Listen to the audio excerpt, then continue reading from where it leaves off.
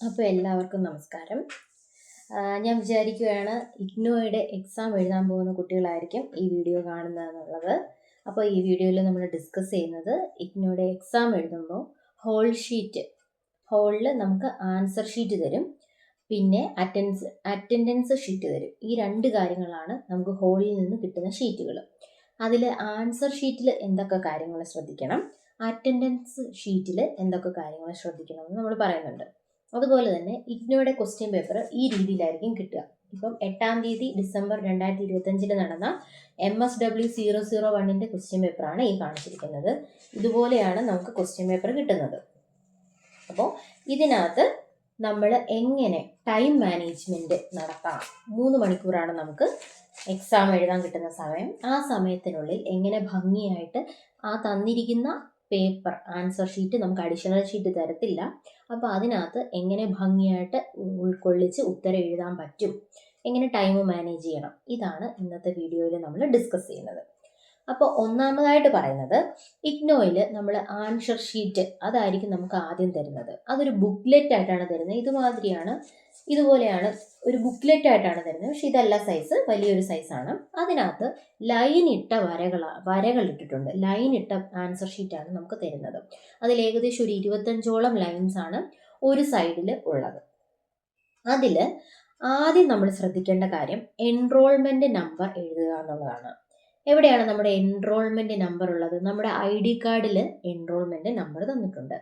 ഞാൻ മുന്നത്തെ വീഡിയോയിലും പറഞ്ഞതുപോലെ തന്നെ നമുക്ക് 10 അക്കങ്ങളുള്ള നമ്പറാണ് തരുന്നതെങ്കിൽ ആ 10 അക്കങ്ങളും വ്യക്തമായിട്ട് കോളത്തിൽ എഴുതുക. 10 അക്കങ്ങൾ പൂരിപ്പിക്കത്തക്ക കോളമാണ് നമുക്ക് തന്നിരിക്കുന്നത്.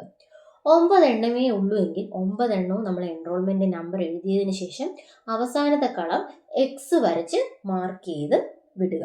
ഓക്കെ, അപ്പോൾ ഇത് എൻറോൾമെന്റ് നമ്പർ ആദ്യം നമ്മൾ അക്കങ്ങളായിട്ട് എഴുതുക. ഏകദേശം ഇതേപോലെ കാണാൻ പറ്റുന്നുണ്ടോ?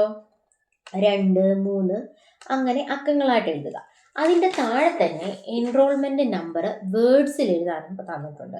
വേർഡ്സിൽ എഴുതുമ്പോൾ 2, 3, 0 അങ്ങനെയാണെങ്കിൽ ആദ്യം 2ന്റെ താഴെ തന്നെ 2 എന്ന് എഴുതുക. നമ്മൾ 3 അക്കം എഴുതിയതിൻ്റെ താഴെ തന്നെ 3 എന്ന് എഴുതുക. അങ്ങനെ വേണം ആ 10 അക്കങ്ങളും പൂരിപ്പിക്കാനായിട്ട്. ഓക്കെ, ഫോർ എക്സാമ്പിൾ ഇതാണ്. നിങ്ങൾക്ക് ക്ലിയർ ആവുന്നുണ്ടോ? ഇങ്ങനെ ഇവിടെ 2 കാണിച്ചിട്ടുണ്ട്, അതിന് താഴെ തന്നെയായിട്ടാണ് ഞാൻ 2 എന്ന് എഴുതിയിരിക്കുന്നത്. 3 എന്ന് എഴുതിയതിന് താഴെ തന്നെയാണ് 3 എന്ന് എഴുതിയിരിക്കുന്നത്. ഇതുപോലെ വേണം മാർക്ക് ചെയ്യാൻ. അതിനുശേഷം എക്സാം സെൻറ്ററിൻ്റെ കോഡാണ്. എക്സാം സെൻറ്ററിൻ്റെ കോഡ് 6 അക്കങ്ങളുള്ള ഒരു കോളമായിരിക്കും തന്നിരിക്കുന്നത്. എൻ്റെ ഇതിൽ 1, 4, 1, 3 ആണ്. ബാക്കി 2 ഇല്ലല്ലോ, അത് നമ്മൾ X എന്ന് വെട്ടി മാർക്ക് ചെയ്യേണ്ടതാണ്. അതിനുശേഷം വരുന്നത് നമ്മുടെ എക്സാമിൻ്റെ ഡേറ്റും ഡേയും ആണ്. എനിക്ക് കറക്റ്റായിട്ട് ഓർമ്മയില്ല, എങ്കിലും എക്സാമിൻ്റെ ഡേറ്റും ഡേയും ആണ് അത് കഴിഞ്ഞ് വരുന്നത്. ഡേ അത് ഏത് ദിവസമാണ്? മൺഡേ ആണെങ്കിൽ മൺഡേ. ഡേറ്റ് തീർച്ചയായിട്ടും നമ്മുടെ ഹോൾ ടിക്കറ്റിൽ ഉണ്ടായിരിക്കും, അത് നോക്കി എഴുതുക. ഡേറ്റ് ഏത് ഡേ ആണെന്ന് ഹോൾ ടിക്കറ്റിൽ ഇല്ല, അത് നമ്മൾ ഓർത്ത് വെച്ച് എഴുതണം. അത് എക്സാമിന് ചോദിച്ചിട്ടുണ്ട്. അപ്പം നമ്മൾ ഏത് തിങ്കളാഴ്ചയാണോ ചൊവ്വാഴ്ചയാണോ എക്സാം എഴുതാൻ പോകുന്നതെന്നും കൂടെ ഒന്ന് ഓർത്ത് വെച്ചിട്ട് വേണം എക്സാം ഹോളിൽ കയറാൻ.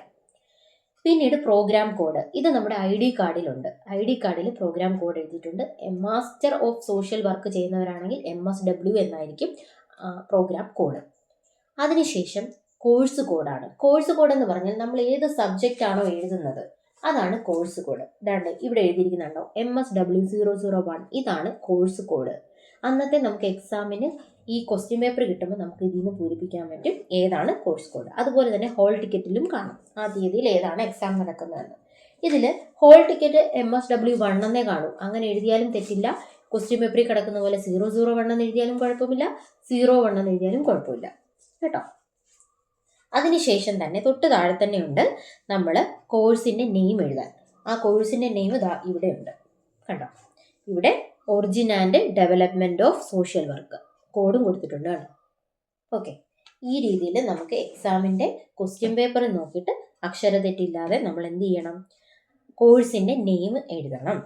അതിനുശേഷം ആ പേജിൽ തന്നെ, ബുക്ക്ലെറ്റിൻ്റെ ആദ്യത്തെ പേജിൽ തന്നെ, ഇതുപോലെ എടുക്കുന്ന ഭാഗത്ത് ഈ പേജിൽ തന്നെ നമുക്ക് എന്ത് ചെയ്യാനുണ്ട്, സിഗ്നേച്ചർ ഓഫ് എക്സാമിനി എന്ന് പറഞ്ഞ് തന്നിട്ടുണ്ട്. അതാണ് നമ്മൾ ഒപ്പിടേണ്ടത്. NEE ആയിരിക്കും, NEE. അവിടെയാണ് നമ്മൾ നമ്മുടെ ഒപ്പ് ഇടേണ്ടത്. അതിൻ്റെ തൊട്ടിപ്പുറത്തെ സൈഡിലായിട്ട് സിഗ്നേച്ചർ ഓഫ് ദ ഇൻവിജിലേറ്റർ അല്ലെങ്കിൽ എക്സാമിനർ എന്ന് കാണും. അതാരാണ്? അത് നമ്മുടെ ഹോളിൽ നിൽക്കുന്ന സാറിൻ്റെയാണ് നമുക്ക് സൈൻ മേടിക്കേണ്ടത്. അത് അവർ പ്രോപ്പറായിട്ട് വന്ന് സൈൻ ഇട്ടോളും. നമ്മൾ സൈൻ ലാസ്റ്റ് കൊടുക്കുന്നതിന് മുമ്പ് ഉറപ്പായിട്ടും സൈൻ ഇട്ടിട്ടുണ്ടെന്ന് ഉറപ്പ് വരുത്തുക. അഥവാ ഇട്ടിട്ടില്ലെങ്കിൽ നമ്മൾ വിളിച്ച് പറയുക, സാർ എൻ്റെ ഇതിൽ ഒപ്പ് കിട്ടിയിട്ടില്ല എന്ന് വിളിച്ച് പറഞ്ഞ് ഒപ്പ് തീർച്ചയായിട്ടും നമ്മൾ മേടിക്കണം.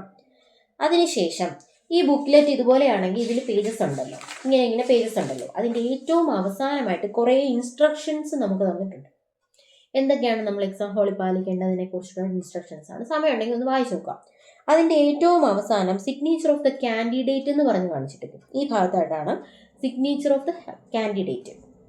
ആ സ്ഥലത്ത് നമ്മൾ ഒപ്പിടണം. ഇത്രയും കാര്യങ്ങളാണ് നമ്മൾ ആൻസർ ഷീറ്റിൽ ശ്രദ്ധിക്കേണ്ട കാര്യങ്ങൾ. ഓക്കെ, ക്ലിയർ ആയല്ലോ? അതിനുശേഷം നമുക്ക് അറ്റൻഡൻസ് ഷീറ്റാണ് ഉള്ളത്.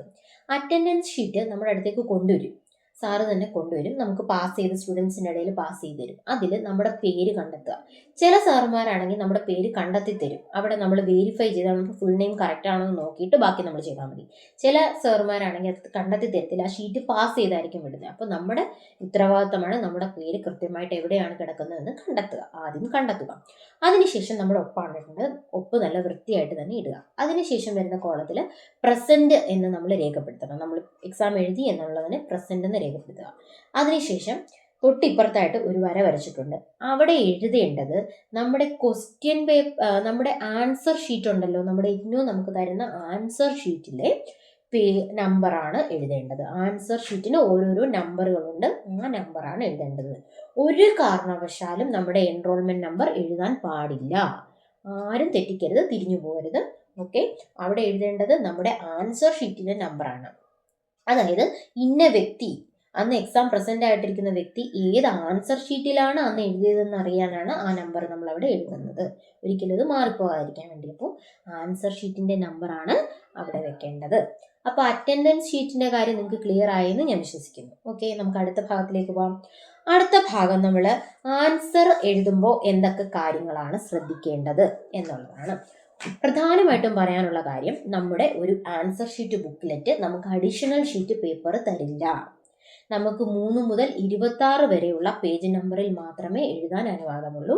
ഏറ്റവും അവസാനം ഒരു റഫ് വർക്ക് എഴുതാനുള്ള ഒരു പേജ് ഉണ്ട്. വേണമെങ്കിലും അത്യാവശ്യമെങ്കിൽ മാത്രം ആ പേപ്പർ ഉപയോഗപ്പെടുത്തുക. അല്ലാത്ത പക്ഷം 3 മുതൽ 26 വരെയുള്ള പേജ് നമ്പറിൽ മാത്രമേ നമ്മൾ ഉത്തരങ്ങൾ എഴുതാവുള്ളൂ. ജനറൽ ആയിട്ടുള്ള ഒരു ഫോർമാറ്റ് ആണ് ഞാൻ ഡിസ്കസ് ചെയ്യുന്നത് MSWന്റെ. ഇതിൽ 20 മാർക്കിന്റെ ക്വസ്റ്റ്യനും 10 മാർക്കിന്റെ ക്വസ്റ്റ്യനും 5 മാർക്കിന്റെ ക്വസ്റ്റ്യനും 4 മാർക്കിന്റെ ക്വസ്റ്റ്യനുമാണ് വരുന്നത്. അപ്പോൾ എങ്ങനെ എഴുതണം? ഒന്നാമത്തത് ആദ്യത്തെ 1ഉം 2ഉം ക്വസ്റ്റ്യൻ പ്രധാനമായിട്ടും 20 മാർക്കിന്റെ ക്വസ്റ്റ്യൻ ആണ് സാധാരണഗതിയിൽ വരുന്നത്. അപ്പോൾ 20 മാർക്കിന്റെ ക്വസ്റ്റ്യൻ ആണെങ്കിൽ നമുക്ക് 600 വേർഡ്സ് എഴുതണമെന്ന് ക്വസ്റ്റ്യൻ പേപ്പറിൽ തന്നെ പറഞ്ഞിട്ടുണ്ട്. ഇതിനകത്ത് തന്നെ പറഞ്ഞിട്ടുണ്ട്, കണ്ടോ, 600 വേർഡ്സ് എഴുതണമെന്ന് ക്വസ്റ്റ്യൻ പേപ്പറിൽ തന്നെ പറഞ്ഞിട്ടുണ്ട്. അപ്പൊ ഒന്നാമത്തെ എഴുതുക. ക്വസ്റ്റ്യൻ നമ്പർ 1 എന്നിട്ട് കൃത്യമായി നമ്മൾ ഇതിൽ 2 ഓപ്ഷൻസ് കാണിച്ചിട്ടുണ്ട്. ഇതുപോലെ ഉണ്ട്. ഇതിൽ ഏതാണ് എഴുതുന്നതെന്ന് വ്യക്തമായിട്ട് ക്വസ്റ്റ്യൻ ആദ്യം എഴുതി വെക്കുക. അതിനുശേഷം മാത്രം ആൻസർ എഴുതാൻ തുടങ്ങുക. അപ്പൊ ആൻസർ എഴുതി തുടങ്ങി നമ്മൾ ഏത് പേജ് വരെ എഴുതണം? 3 ഫുൾ എഴുതുക, 4 എഴുതുക, 5 എഴുതുക, 6 എഴുതുക. അപ്പോൾ 6 പേജ് നമ്പർ വരെ മാത്രമേ നമുക്ക് ഒന്നാമത്തെ ചോദ്യത്തിന്റെ ഉത്തരം വരാൻ പാടുള്ളൂ. രണ്ടാമത്തെ ചോദ്യവും 20 മാർക്കിന്റെയാണ്. അപ്പം 7, 8, 9, 10 അന്നിങ്ങനെ 4 പേജസിൽ നമ്മളത് ഒതുക്കാൻ ശ്രമിക്കുക. Question number 2. ശേഷം വരുന്ന ടൈപ്പ് എന്ന് പറയുന്നത് 10 മാർക്കിന്റെ ക്വസ്റ്റ്യൻ ആണ്. 10 മാർക്കിന്റെ ക്വസ്റ്റ്യൻ എങ്ങനെയാണ് വരുന്നത്? ദാണ്ടെ ഈ രീതിയിലാണ് കാണിച്ചിരിക്കുന്നത്. 10 മാർക്കിന്റെ ക്വസ്റ്റ്യൻ ആണ് ഈ കിടക്കുന്നത്. നമുക്ക് 4 ഓപ്ഷൻസ് തന്നിട്ടുണ്ട്. അതിൽ നമ്മൾ ആദ്യം തന്നെ ഏത് 2 എണ്ണമാണ് എഴുതുന്നതെന്ന് ഉറപ്പുവരുത്തുക. അതിലൊരു ടിക്ക് മാർക്ക് ഇടുക. നമുക്ക് ഏറ്റവും നന്നായിട്ട് പെർഫോം ചെയ്യാൻ പറ്റുമെന്ന് തോന്നുന്ന 2 ക്വസ്റ്റ്യൻസ് ടിക്ക് മാർക്ക് ഇടുക. അപ്പം 4 ഓപ്ഷൻ തന്നിട്ട് 2 എണ്ണം നമ്മൾ ചൂസ് ചെയ്തല്ലോ ഏതൊക്കെയാണ് എഴുതുന്നതെന്ന്. ചൂസ് ചെയ്തതിന് ശേഷം നമ്മൾ എഴുതേണ്ട 2.5 പേജാണ് നമ്മൾ ആൻസർ എഴുതേണ്ടത്. അപ്പോൾ 11, 12, 13ന്റെ പകുതി വരെയാണ് നമ്മൾ ക്വസ്റ്റ്യൻ, മൂന്നാമത്തെ ക്വസ്റ്റ്യൻ. അതിന്റെ ഓപ്ഷൻ എ ആണെങ്കിൽ 3A എന്ന് എഴുതിയ ശേഷം ക്വസ്റ്റ്യൻ എഴുതുക, ശേഷം ആൻസർ എഴുതുക. ഓക്കെ, അടുത്ത് നമ്മൾ ചൂസ് ചെയ്തത് 3B ആണെന്നിരിക്കട്ടെ. അപ്പൊ നമ്മൾ 3B ആ 13ന്റെ പകുതി ഭാഗം തൊട്ട് എഴുതുക, 14 ഫുൾ എഴുതുക, 15 ഫുൾ എഴുതുക. ഇത്രയും സ്ഥലമേ നമുക്ക് 10 മാർക്കിന്റെ ക്വസ്റ്റ്യൻ എഴുതാൻ അനുവദിച്ചിട്ടുള്ളൂ. എങ്കിലേ നമുക്ക് മൊത്തം എഴുതി ഉൾക്കൊള്ളിക്കാൻ പറ്റുള്ളൂ. അതുകൊണ്ടാണ് കേട്ടോ. ടൈപ്പ് 3 എന്ന് പറയുന്നത് ഇതുപോലെയാണ് കേട്ടോ.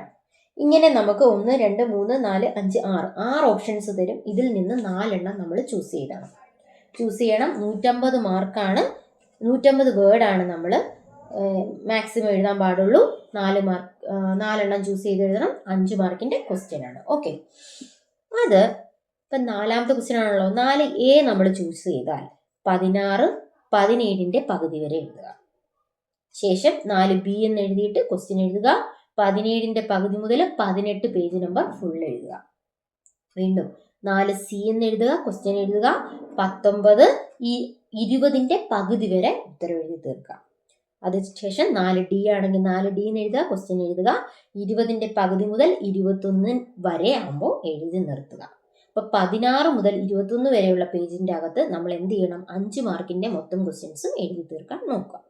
6 പേപ്പർ. ഓക്കെ, 6 പേജസ് ആണ്. പേജ് നമ്പർ 6 എണ്ണം. ഇനി ടൈപ്പ് 4 മാർക്കിൻ്റെ ക്വസ്റ്റ്യൻ ആണ്. 4 മാർക്കിൻ്റെ ക്വസ്റ്റ്യൻ എങ്ങനെയാണ് വരുന്നത്? ഇതുപോലെയാണ് 4 മാർക്കിൻ്റെ ക്വസ്റ്റ്യൻ വരുന്നത്. ക്വസ്റ്റ്യൻ നമ്പർ 5 ആയിട്ടായിരിക്കും. നമുക്ക് 1, 2, 3, 4, 5, 6, 7, 8 ഓപ്ഷൻസ് ആണുള്ളത്. അപ്പോൾ അതിൽ ഏതെങ്കിലും 5 എണ്ണം നമ്മൾ ചൂസ് ചെയ്താൽ മതി. 3 എണ്ണം നമുക്ക് ഒഴിവാക്കാനുള്ള അവസരമുണ്ട്. 8 എണ്ണം ഉണ്ട്, അതിലെ 5 എണ്ണം നമ്മൾ എഴുതണം. ഓക്കെ, ഇവിടെ തന്നെ എഴുതിയിട്ടുണ്ട് 100 വേർഡ്സ് ആണ് മാക്സിമം. അപ്പോൾ അതിന് നമ്മൾ ഒരു പേജേ അലോ ചെയ്തിട്ടുള്ളൂ. അപ്പം 22 പേജ് നമ്പർ. അപ്പം ക്വസ്റ്റ്യൻ നമ്പർ 5A എന്ന് എഴുതുക, ക്വസ്റ്റ്യൻ എഴുതുക. 22ാം പേജ് നിറച്ച് അതിൻ്റെ ഉത്തരം എഴുതുക. ക്വസ്റ്റ്യൻ നമ്പർ 5B എന്ന് എഴുതുക, ക്വസ്റ്റ്യൻ എഴുതുക. 23ാം പേജ് നമ്പർ നിറച്ച് എഴുതുക. Question number 5C 24 page. Question number 5D 25 page. Question number 5E 26 page. അപ്പോൾ നമുക്ക് തന്നിരിക്കുന്ന 3 മുതൽ 26 പേജിനകത്ത് നമുക്ക് ഈ ആൻസറുകളെല്ലാം എഴുതി തീർക്കാനായിട്ട് സാധിക്കും. ഇനി എത്ര സമയം? നമുക്ക് 3 മണിക്കൂറാണ് മൊത്തം ആൻസർ എഴുതാനായിട്ട് കിട്ടുക. അതിൽ ഏകദേശം ആദ്യത്തെ 2 ക്വസ്റ്റ്യൻ ഏകദേശം 1 മണിക്കൂർ ഒരു 10 മിനിറ്റിൻ്റെ അകത്ത് വെച്ച് മാക്സിമം എഴുതി തീർക്കുക. ആദ്യത്തെ 2 ക്വസ്റ്റ്യൻസ് 20 മാർക്കിൻ്റെ ക്വസ്റ്റ്യൻ ആണ്. അപ്പം 40 മാർക്ക് നമ്മൾ ഏകദേശം 1 മണിക്കൂർ 10 മിനിറ്റ് അതിനകത്ത് വെച്ച് കംപ്ലീറ്റ് ചെയ്ത് തീർക്കുക. പിന്നീട് നമ്മൾ വരുന്ന 10 മാർക്കിൻ്റെ ക്വസ്റ്റ്യൻ ആണ്. 10 മാർക്കിൻ്റെ ക്വസ്റ്റ്യൻ തീർച്ചയായിട്ടും നമുക്ക് 2ാമത്തെ മണിക്കൂർ ഫുൾ എടുക്കാതെ അതിനൊരു 10 മിനിറ്റ് മുമ്പ് എഴുതി തീർക്കാൻ പറ്റുമെങ്കിൽ ഏറ്റവും നല്ലതായിരിക്കും. അതായത് ഒരു 40 മിനിറ്റ് കൊണ്ട്, അല്ലെങ്കിൽ മാക്സിമം ഒരു 40 മിനിറ്റ് കൊണ്ട് എഴുതി തീർക്കുക. ആ 1 മണിക്കൂറിന് ഒരു 10 മിനിറ്റ് മുമ്പുള്ളപ്പോൾ എഴുതി തീർക്കുക. അതിനുശേഷം ഒരു അരമണിക്കൂർ എടുത്ത്, അതായത് ഒരു 2.5 മണിക്കൂർ കൊണ്ട് നമ്മൾ 5 മാർക്കിൻ്റെതും ഫുള്ള് കവർ ചെയ്യുക. 2.5 മണിക്കൂർ കൊണ്ട് ഒരു 5 മാർക്കിൻ്റെത് ഫുള്ള് കവർ ചെയ്യുക. പിന്നീട് 3 മണിക്കൂറിന് ഒരു 5 മിനിറ്റ് ഉള്ളപ്പോൾ നമ്മൾ എന്ത് ചെയ്യുക? 4 മാർക്കിൻ്റെയും കൂടെ കവർ ചെയ്യുക. മാക്സിമം നമ്മൾ കവർ ചെയ്തു. പിന്നെ നമുക്ക് ഹൈലൈറ്റ് ചെയ്യേണ്ടത് ഒക്കെ വരച്ചു കൊടുക്കുക. മെയിൻ ഇമ്പോർട്ടൻ്റ് ആയിട്ടുള്ള പോയിന്റ്സ് അവർക്ക് വ്യക്തമായിട്ട് കിട്ടത്തക്ക രീതിയിൽ വരച്ചു കൊടുക്കുക. ക്വസ്റ്റ്യൻ നമ്പർ നല്ല രീതിയിൽ ഇട്ടിട്ടുണ്ടോ എന്ന് നോക്കുക. പിന്നെ എല്ലാ ക്വസ്റ്റ്യനും അറ്റൻഡ് ചെയ്തിട്ടുണ്ടോ എന്നൊക്കെ ഒന്ന് ഓടിച്ച് നോക്കുക. ഇതിനൊക്കെയുള്ള ഒരു 5 മിനിറ്റ് നമ്മൾ വെച്ചിരിക്കുക. ഇൻവിജിലേറ്ററിനെ ഒപ്പ് മേടിച്ചിട്ടില്ലെങ്കിൽ അത് മേടിക്കാം. അതിനൊക്കെ വേണ്ടിയിട്ട് ഒരു 5 മിനിറ്റ് നമ്മൾ വയ്ക്കാം. ഏറ്റവും നന്നായിട്ട് എക്സാം എഴുതി തീർക്കാൻ പറ്റുന്ന ഒരു സ്ട്രാറ്റജിയാണ് ഞാൻ പറഞ്ഞു തന്നിട്ടുള്ളത്. ഇത് യൂട്ടിലൈസ് ചെയ്ത് എല്ലാവരും നല്ല രീതിയിൽ തന്നെ എക്സാം എഴുതി പാസ്സാവുക. ഇതിനോട് എല്ലാവർക്കും ഇത് പ്രയോജനപ്പെടട്ടെ. MSWൻ്റെ വെച്ചാണ് ഞാൻ മോഡൽ പറഞ്ഞത്. അതിൻ്റെ എക്സാമാണ് ഞാൻ എഴുതിയത്. അതുകൊണ്ടാണ്.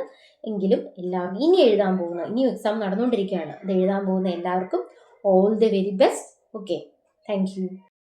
മോർണിംഗ് സെഷനിലുള്ള എല്ലാവരും 9:30 തന്നെ എക്സാം സെൻറ്ററിൽ എത്താൻ ശ്രമിക്കുക. ഇതുപോലെ അവിടെ ഒട്ടിച്ചിട്ടുണ്ടായിരിക്കും. ഇത് നോക്കി നമ്മുടെ ഹാളിലെത്തുക. 9:45 ആൻസർ ഷീറ്റ് വിതരണം ആരംഭിക്കും. എല്ലാവർക്കും ഓൾ ദി വെരി ബെസ്റ്റ്.